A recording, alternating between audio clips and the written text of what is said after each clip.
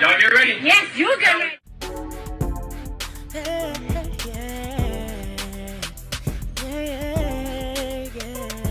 If you want the latest news in the streets, join us and tune in for the tea. Breaking news with integrity. So tell your friends and your family.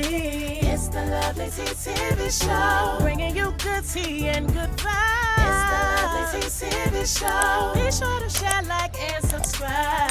All right, so we're gonna listen to Ben. It gets good, so y'all get y'all's popcorn, get y'all's drinks. But yeah, we gonna watch what he got to say, because he got a lot to. We're not gonna watch all 30 minutes, but we're gonna watch a little bit of this. Well, today, I want to talk about the future of the country. And the future of this country, this amazing country, relies on the future of the conservative movement. It relies on what TPUSA defines as its core mission: freedom, free markets, and limited government. And most of all, the future of this country relies on truth.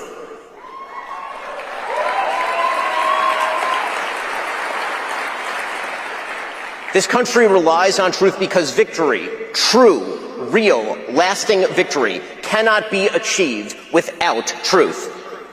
Victory without truth is victory for a lie, and that is no victory at all. And unity without truth is no unity. It is merely solidarity in falsehood. You see, we live in a chaotic time, in a time when lots of people are asking lots of legitimate questions about the conservative movement. What ought we to think about the relationship between free markets and traditional virtue? How should we craft a pragmatic foreign policy that spreads our interests and upholds our ideals? What governmental means are appropriate to achieve political ends? All of these questions aren't new, of course. They've been asked for as long as human beings have been talking about politics, thousands of years. And over the course of this conference, you'll hear a lot of opinions on a lot of these questions. I have my own perspectives on them, of course. You can hear them every single day on my show. My fundamental values have been the same for 25 years. Peace through strength on foreign policy. Traditional values on social policy. Free markets with regard to economics. But today, I want to talk about something even more important. How to discern those attempting to speak truth from frauds and grifters. Oh, Lord. What? Objection. Not the biggest grifter on social media trying to teach us how to spot frauds and grifters. Sir, when you first started the Daily Wire, y'all inundated Facebook with so many ads. That's how y'all even got your subscriber base. Let's keep that a buck. Let's continue. Because something is new. An informational environment rife with both opportunity and chaos. Opportunity because the legacy media gatekeepers are no longer in charge of what we see and what we hear. And chaos because an anarchic informational environment means we actually have to be smart in how we assess the information and arguments that we hear. Why does that matter? Well, because today the conservative movement is in serious danger. It is in danger, not just from a left that all too frequently excuses everything up to and including murder. The conservative movement is also in danger from charlatans who claim to speak in the name of principle, but actually traffic in conspiracism and dishonesty, who offer nothing but bile and despair, who seek to undermine fundamental principles of conservatism by championing enervation and grievance. These people are frauds, and they are grifters, and they do not deserve your time. And they are something worse than that. A danger to the only movement capable of stopping the left from wrecking the country wholesale. So today, I want to discuss 5 obligations that people who speak to you on matters of importance have to you. I want to speak to you about our duties. Our first duty is truth. We owe you the truth. That means we should not mislead you. It means we shouldn't hide the ball. We shouldn't be deliberately obscure about what we're telling you. We have an obligation to clarity and to honesty. This means that we actually have to be clear in the language that we use. We should not traffic in generality. We should not say things like, "they shot Charlie," without specifying whom we mean by they. The person who allegedly shot Charlie Kirk, and whom all the evidence points at, all of it, is a gay, trans-loving furry.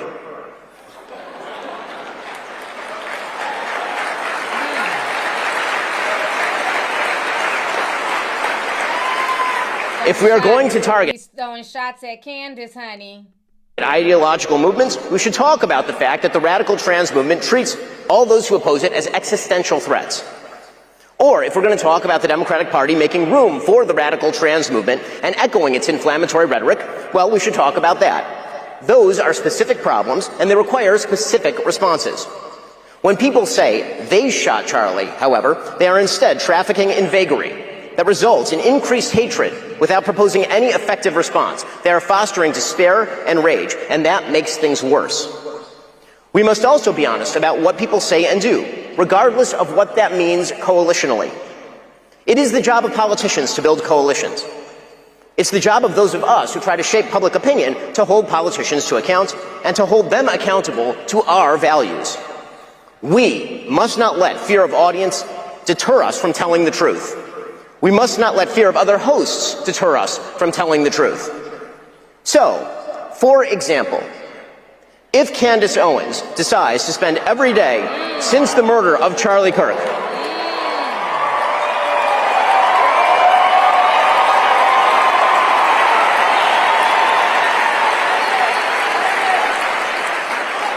Tiny Ben is feeling himself funny. He's saying names. Clock that T. He's saying names now. Let's go.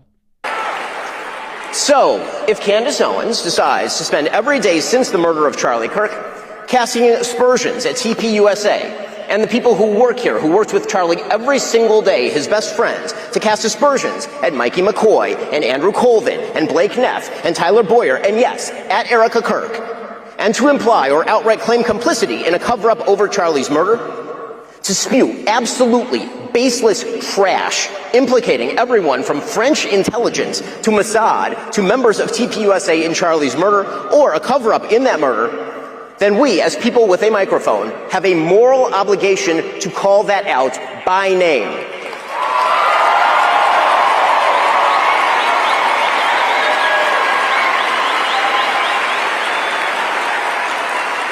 Erica Kirk and TPUSA never should have been put in the position to have to defend themselves against such specious and evil attacks, particularly in a time of mourning.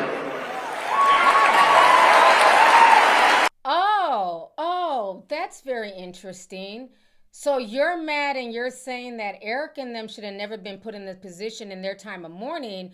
But when Candace went on her stupid ass rant during the George Floyd situation, and all the facts hadn't really been put out there as of yet, she went out her way to pull up his police record, put all his business out there. Nobody was saying that George Floyd was a saint.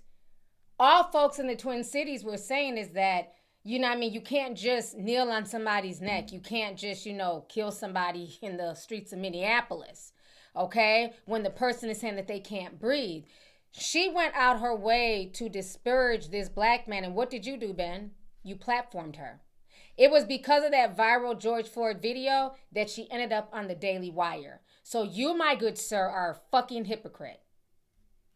Because I'm sure his family was mourning. And you platformed the same person. Because see, I don't forget shit. You platformed the same person while that black man's family was mourning and while our city was going through it. But now you want the same grace extended to Erica Kirk. Interesting. See, these are the chickens coming home to roost. These are the seeds that you planted, my good sir. Okay? So let's finish. And the people who refuse to condemn Candace's truly vicious attacks, and some of them are speaking here, are guilty of cowardice. Yes, cowardice.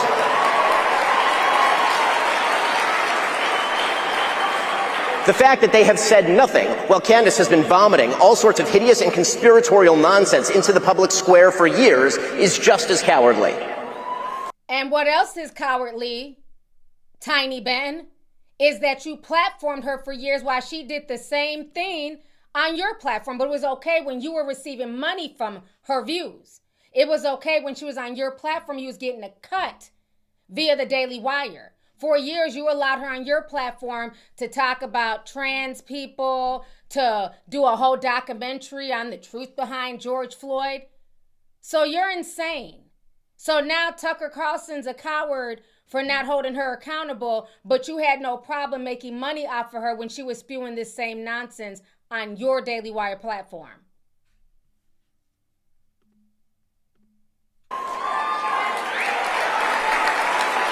Second, because we owe you the truth, we owe you the duty to speak out of principle, not personal feeling.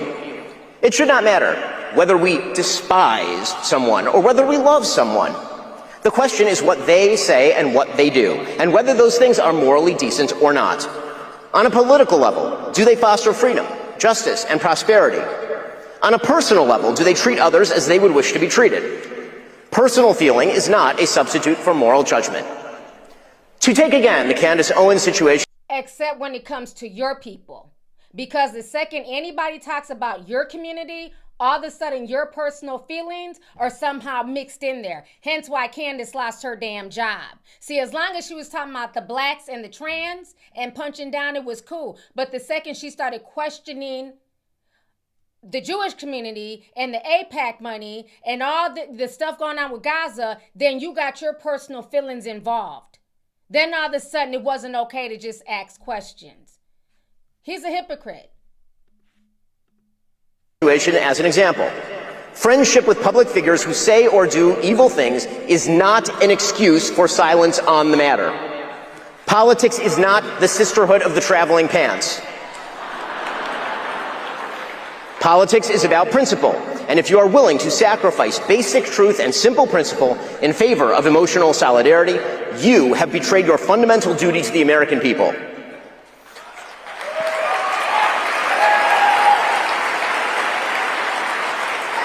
First off, I should break the omerta here and just be a little bit clear. The notion that people in our industry are close friends, like we all take holiday breaks with each other and go to each other's kids' graduations and stuff, is generally untrue. Some people do that, most of us don't. We see each other at conferences and we talk on the phone and all the rest. We're business colleagues. But even if it were true that other public figures were our best friends, our very best friends, that does not relieve us of our duty to speak out of principle and not to cover up evil or shy away from addressing it out of friendship.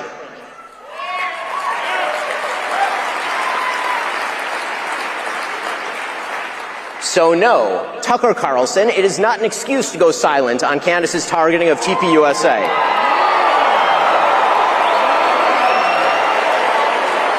Oh, Tiny Ben is feeling himself. He done called out Tucker Carlson, honey. All right, I'm here for all this white-on-white crime. Let's go. Or to mirror her bullshit lines of questioning because you love Candace personally. The same holds true of Megyn Kelly, a person I consider a friend, characterizing Candace as a young mother and thus shying away from condemning her actions or fibbing about them. That is a non-starter. Meghan Markle is a young mother. Ilhan Omar is a young mother. That doesn't matter. And when Megyn said this week, quote, "My goal and my job here is to try to understand, yes, where Candace is coming from on this," and says she sees no purpose in inserting herself, quote, into this on one side, that is a moral and logical absurdity. There is only one moral side here, Erica Kirk's side.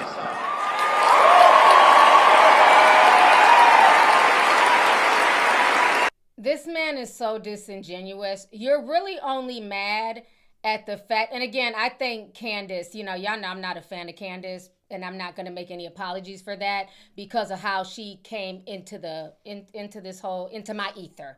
She came in as disrespecting her own race to try and get a check. So I have no respect for people like that, and I could care less who doesn't like that I don't like her. But my issue is this. The only reason why he's mad at Candace is because a lot of the stuff that she's saying in these conspiracies, it's leading back to his community. And that's why he really feels away. Because it's causing what they keep saying, a bunch of anti-Semitism. Because people are feeling like, okay, Charlie was mad at the donors. Most of the donors that were giving money to Turning Point USA were from his community, okay? And they were saying initially that Charlie was trying to leave that because they were mad that he was platforming certain people. And Charlie said, well, how can I have a platform where I talk about freedom of speech, but then y'all get mad if I platform this person, if I platform Tucker and things like that. And so that's really the issue. He doesn't like the fact that Candace's so-called crazy conspiracies are leading back to his community. Because like I said, for years, she sat on his platform and they broke bread together and made money grifting as long as she was punching down on her own community. And that's why I said in my last video, because a lot of y'all have short-term memory. Y'all are so into this whole Charlie Kirk thing, y'all forget all the shit that she spewed and all the nonsense that she put out there that really, to this day, still affects the black community. So for me, I can't fuck with her, period. So let's continue listening to Tiny Ben. You know, the side of the widow with 2 children whose husband was shot live on camera in front of all of us. Friendship with the person accusing TPUSA of a cover-up of Charlie's murder is no excuse for cowardice.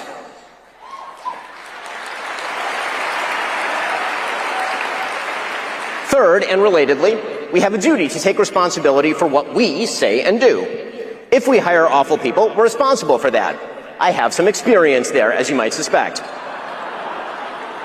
But have you ever apologized to the black community for hiring said awful person and all the awful things that she said using your platform against the black community? No, of course not, because you still have Dusty Matt Walsh talking shit every other day about the Somalians and the blacks and the Mexicans, because it's okay as long as it's everybody else's community that's being disrespected on your platform.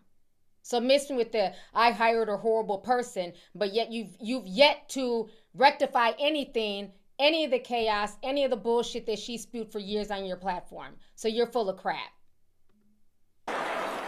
That means that if we offer a guest for your viewing, we owe it to you to ask the kinds of questions that actually get at the truth. If we agree with the guest, that's fine, but we should own it. So, for example, if you host a Hitler apologist, Nazi-loving, anti-American piece of refuse like Nick Fuentes, Nick Fuentes, oh, Nick is getting ready. Nick about to put on his motherfucking 3-piece suit. He about to have on a 3-piece suit, probably a neon orange tie. Oh, Nick is cracking cracking his fingers. Oh, Nick gonna come for that ass. Trust and believe. He done said Nick's name. Nick is coming. I can't wait to see what Nick's crazy ass got to say. Let's see what he got to say about Nick, honey. Nick got that suit and tie ready, bitch.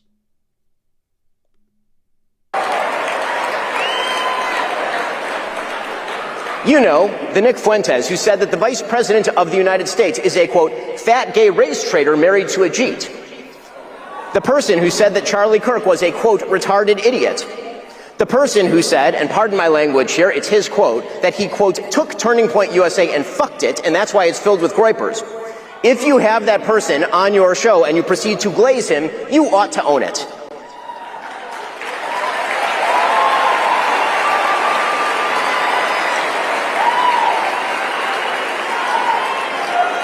There is a reason that Charlie Kirk despised Nick Fuentes, and indeed even chided Dinesh D'Souza for debating him.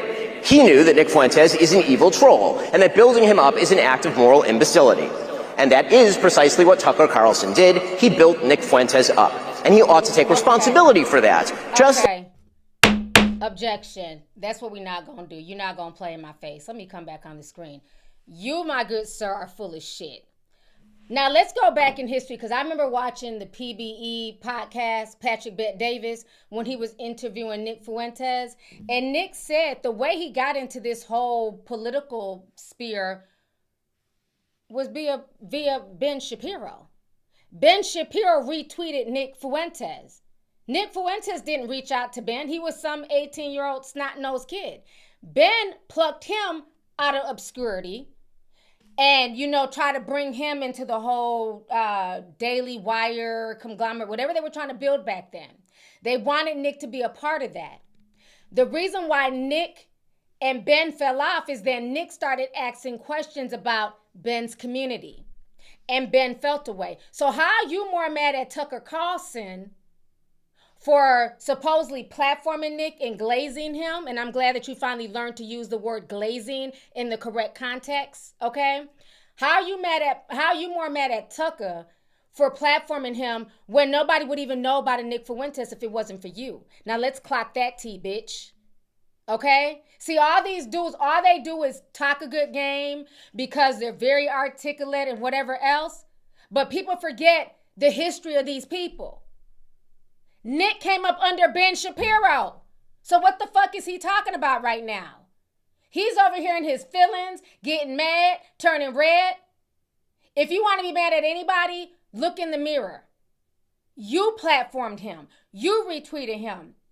You brought him along for the ride until he got too close and got to asking too many questions about your community. Just like with Candace. When she was ranting and raving in her closet with them chapped lips and them split ends, you plucked her out and you gave her a shot at the Daily Wire. Y'all cleaned her up, got her a stylist, a makeup artist, a hairstylist, and everything else. And gave her a platform to spew bullshit on your platform as long as you was getting a check from it. But now that she's left your platform and your platform is failing because nobody's watching you or, you know, Pa Bunyan, a.k.a. Matt Walsh in the flannel, now you're mad at her because she is surpassing you in views and numbers. And granted, she's grifting. But guess what? She learned it from the best. You are the top grifter. Okay? Now let's clock that T. Like I said, I'm going to keep it real over here. And if anybody's offended and feeling like, oh, you're just mad, you're always going in on the Republicans, you can exit stage left right along with Ben Shapiro. Okay? Let's continue. Just as he ought to take responsibility for glazing pornographer and alleged sex trafficker Andrew Tate, or for mainstreaming fake historian and pseudo-Nazi apologist Daryl Cooper as America's best and most honest popular historian. Hosts are indeed responsible for the guests they choose and the questions they ask those guests.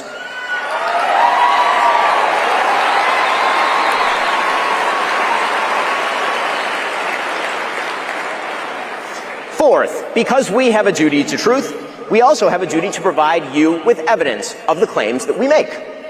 Emotive accusations, conspiracy theories, and just asking questions, that's lazy and stupid and misleading. None of them are a substitute for truth. None of them are a substitute for evidence. So, when Candace Owens says, I don't know, but I know, that is retarded. And we are all more retarded for having heard it.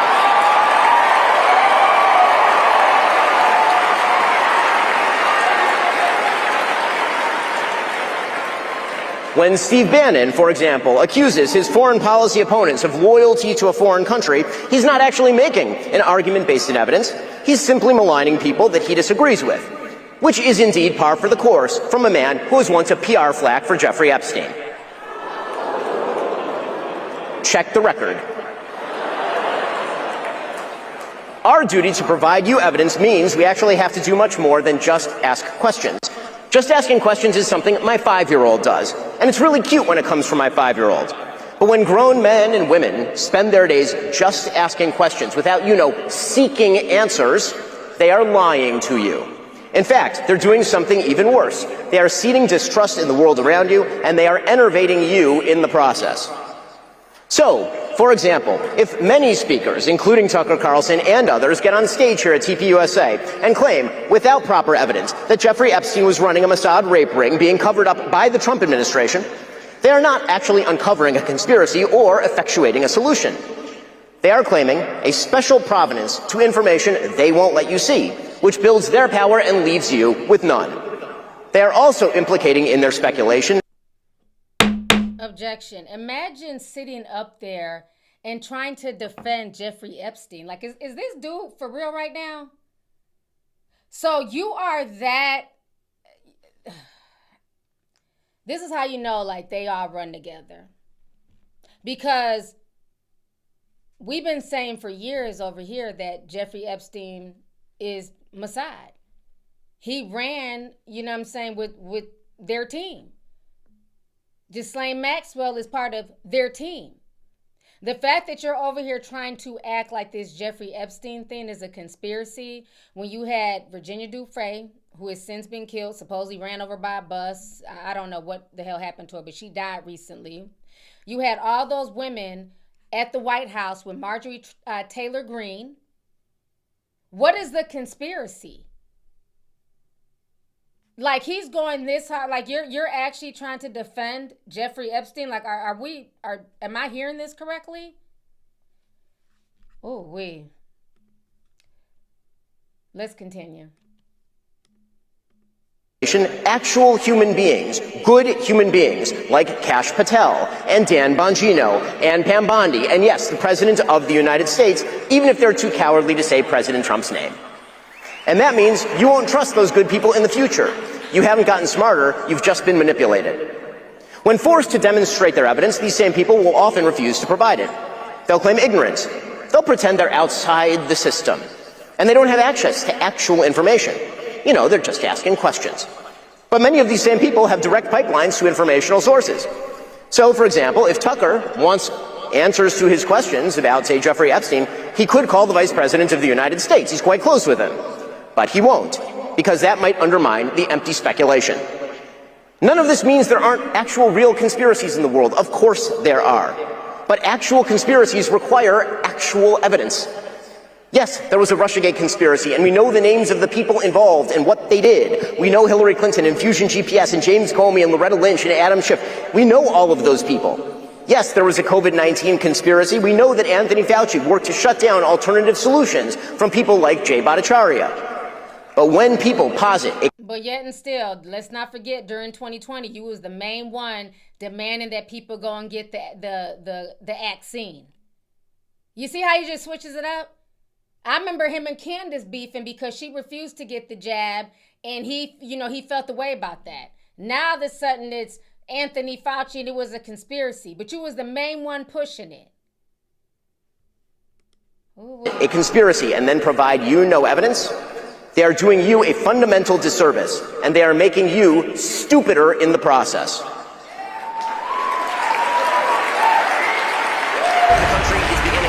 Finally, because it is our job to make the lives of our audience better, right? That's really our job, is to give you more information to make your lives better. We have a duty to propose solutions. That's why we have to talk about our problems in order to find the solutions. That's what politics was supposed to be about, after all, finding solutions to our common problems. If we speak endlessly about the problems we face, without ever positing a solution other than wrecking the system or centralizing power in a cult-like figure, we are not finding solutions. We are merely making problems worse. Just asking questions, positing vague conspiracies, raving like Alex Jones about the secret confederacies that control your life, none of it makes your life better. None of it. In fact, it makes your life markedly worse. That's because if you truly come to believe that nothing in your life is in your control, you can't even take control of your own life. You despair of your ability to change your own circumstances, and then you fail. And you must not fail.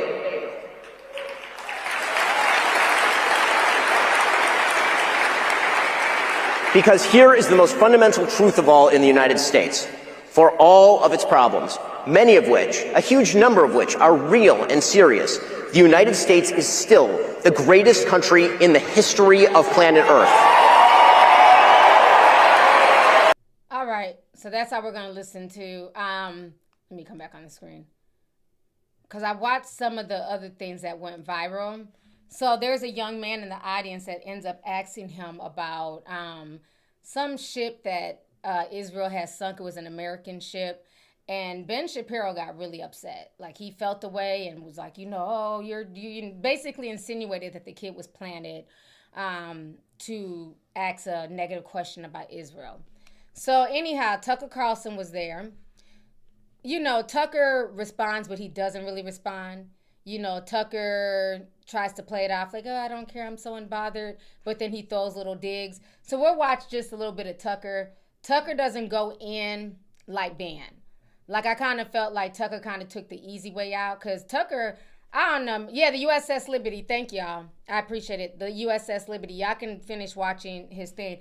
But I'm sorry. See, Tucker's a good one. Because had he called my name out and I'm up next, oh, okay. All right. I would have had to just point all the shit, all the hypocrisy.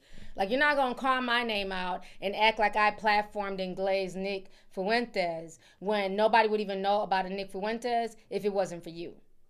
See, but again, I ain't got nothing to do with all this. I just be sitting back sipping tea. So we're gonna go ahead and watch Tucker respond. Now, he had a 42-minute video. We're definitely not gonna watch that. I'm gonna watch maybe like a 10-15 minutes of it. Because then he also kind of calls out, racism towards Muslims and stuff like that. So, okay, here we go. I think this is when he first comes out. Let me see if it starts right here. Universal principle. Yeah, let me go back a bit because he kind of throws shade a little bit. Left that we did everything we could to usher in a new time where you could have an actual debate. I mean, this kind of was the whole point of Charlie Kirk's public life. And I think that he died for it. I really believe that. And I know a lot about it because the last several months of Charlie's life were devoted in part to arguing about this event, in fact, this speech, in fact, my speech here, which he asked me to do earlier this year, this summer, and was immediately put under just immense pressure from people who give money to Turning Point, I would assume good people, but who wanted him to take me off the roster. And this has all become public, and the whole thing is so sad that I never talk about it, except to say Charlie stood firm in his often stated and deeply held belief that people should be able to debate, and that if you have something valid to say, if you're telling the truth, you ought to be able to explain it calmly and in detail to people who don't agree with you, and that you shouldn't immediately resort to shut up racist. You shouldn't immediately go to motive. See, that's a little clapback at Ben. But he's saying shut up racist. What you need to be saying is shut up anti-Semite. Because that's what Ben is always alluding to, and that's how he did that young man. He tried to make it seem like the young boy was anti-Semitic for asking about the USS Liberty. So that's, some little shade that Tucker is throwing. But he's saying racism. Because if he would have said anti-Semitism, then they would have known he was definitely talking about Ben Shapiro. I'd have said anti-Semitism. But let's go. By the way, shut up racist is the #1 reason I voted for Donald Trump. And because I'm just sick of it. I mean, first of all, if I was a racist, if I was a bigot, I would just say so. Okay, it's America. You're allowed to be whatever kind of person you want. I'm not. I'm sincerely opposed, have always been, and will always be. But the style of debate where you prevent the other side from talking or being heard because you immediately go to motive, well, I wonder why you're asking that question. I wonder why. Why are you asking that question? I detect in the question a certain evil in your soul. And everyone listening should know that listening to you implicates them. And that they someday may be asked to denounce you. And that friendship is not a reason to defend someone. Love is no defense. I kind of thought we'd reached the end of that. And as far as I'm concerned, we have. And I'm not going to play by those rules. I'm not. He's going at Ben here as well. I'm not going to engage in that. If someone doesn't like what I think, fine with me, as long as I get to express it. That's my view. But since we're on the topic, I think I should take the opportunity to explain why Charlie was under all this pressure, and I think Erica, who I just saw backstage, and whom I love, and who I can tell you is totally committed to continuing the core principle of Charlie's public life, which is the right of every person to express what he believes, that is rooted in Christian faith. We believe people should be able to say what they think because they have souls. They're human beings, created by God. They are not slaves. They are not animals. They are not objects. You cannot tell another human being to shut up, even shut up racist, because you don't own him. He is an independent, autonomous person created by God as an individual. Okay, so that's where that belief comes from. That's where free speech comes from. And there's no accident. This is the only country in the world that protects it because our founding documents were informed, as you just heard so nicely expressed by Michael Knowles, my friend, by people who self-consciously incorporated Christian precepts into their structure of government. So Charlie was committed to that, but the people around him were like, you can't, because it's not that Carlson's wrong. My only point was I don't want a land war with Iran. I got over my skis and said I didn't want another regime change war with Iran. Rather than explain why we should have a regime change war with Iran, which I'd be happy to listen to, he's an anti-Semite. He's an anti-Semite. To which I said, well, obviously that's not true. And Charlie said, I know. And And then it just didn't stop. So I continued to say, I'm not an anti-Semite. We don't care what you say. You're lying. You are. So let me just affirm one final time. Not only am I not an anti-Semite, and would say so if I was, I'm not an anti-Semite for a very specific reason. Not because it's unpopular or my donors don't like it. I don't have any donors. I'm not an anti-Semite because anti-Semitism is immoral. In my religion, it is immoral to hate people for how they were born. Period. But that is not a limited principle. That is a universal principle. It applies to every human being on planet Earth. You may not, you are prohibited by my religion, which is Christianity, from hating people for how they were born. Because God created them with His spark in His image. Because they have souls. You can disagree with them. You can hate their ideas. You may even find yourself, and I do, I'll confess it, hating them for a moment. But you can't hate everyone who's like them. You can't punish people for crimes they didn't commit. That's the basis of our justice. Sir, get to the point, because I'm about to knock the fuck off and go to sleep. Are you going to call him out for the shit that's going on in Gaza or not? Because all this talking around the mulberry bush, hurry up. Y'all know I am impatient, bitch. I'm over here trying to stay up in the, and you can't hate them and they can be from a different race, but you get to the point. Sheesh. Justice system, that's the basis of Christian ethics. That's why we have what are called human rights. They apply to every human, not just your group, not just my group, but every group, every human, because we don't consider people in terms of the groups to which they belong. We consider them as individuals the way that God created them. So anti-Semitism is not just naughty, it's immoral. And it is precisely as immoral as hating any other group. And that would include other groups in the United States that are hated and have been under attack for decades. And that would include white men who did nothing to become white men. They were born that way. And just because you have a beef with a white man, let's just say Donald Trump, doesn't mean you get to punish all the rest of the white men in the country. And yet, our leaders, not just of our Congress, the executive branch. Let me find the part where he's talking about the Muslims, because he's about to put me the fuck to sleep. Now he's talking about the white men. Okay, sir. All right, Tucker. Let me find the Muslim clip, because I do have it on Twitter, because this is just ridiculous. I'm over here nodding off and shit.